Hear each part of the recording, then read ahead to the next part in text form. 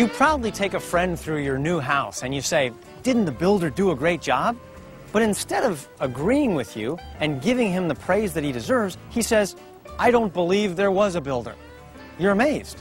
You wonder if your friend has just suddenly become mentally challenged, or did he bang his head on an exposed beam? I mean, why would he deny that there was a builder? And then a light goes on in your head. You smile and you say, so there's some problem between you and the builder. You had a falling out, and you're just so angry with him that you deny that he even exists. I mean, that's your only logical conclusion.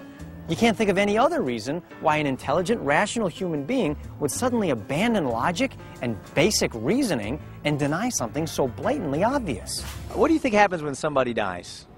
I think they just die, and I think that there's no place they go to. I think they just sit in the ground and the bugs come and that's it. You believe there's no God, right? Right. Okay, so let me ask you, if you were to, say, make a cow, how would you start? What would you do? How would you make a cow? Make a cow? Yeah. You don't get to start with leather, right? Because that's where the cow comes in. So how would you start? Well, I don't know. That's a good question. As an atheist myself, for a lot of years, I kind of said, well, hey, look, I'm having a great time in my life, frankly, and I'm not going to join all these religious nuts and start believing in fairy tales. But one day I started thinking about the fact that, okay, if I die and I find out that there is a God, I'd really want to know before I die, so God, is there any way that you could give me some clues? Maybe I'm just looking at the glass half empty instead of half full. And when you think about stuff like Jeff, I don't know how I'd begin to make a Jeff. I can't start with eyes or ears, and if I were to make his vascular system, do I start by making a heart or the blood or the veins? And if we all evolved, which one came first? Because none of the others can even have a function if they're not all three there at the same time. Right. So if there's a God, and he's good, and he sees all things and he's all powerful, do you think he would see you as a good person? I do. I know that there's a God. I don't know Jeff well enough, but I would tell you that I know there's a God because I'm living, I'm breathing, I'm standing here, and I think you know that there's a God. Deep down in your heart, you put your head on the pillow and you kind of go, is this all there is? Does my life really have no meaning or purpose other than to just sort of be bug food in about 50 years when I die and have a good time while I'm here? What scares you most in life? What scares me most in life? What's the most frightening thought you can think of?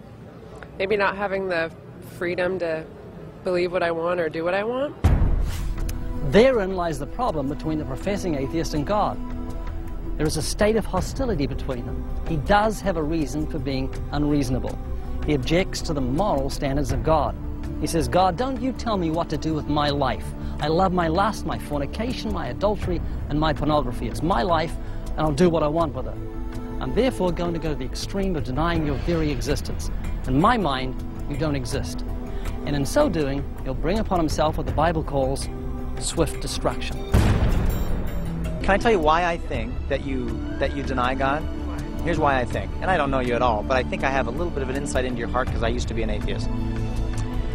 I think that the freedom to believe and live the way that you want is so important to you that the thought of someone being in charge of this whole thing and having a standard that he's going to hold you accountable to is just way too much for you to want to submit yourself to, because that means it might put a wet blanket on some of the things that you want to do.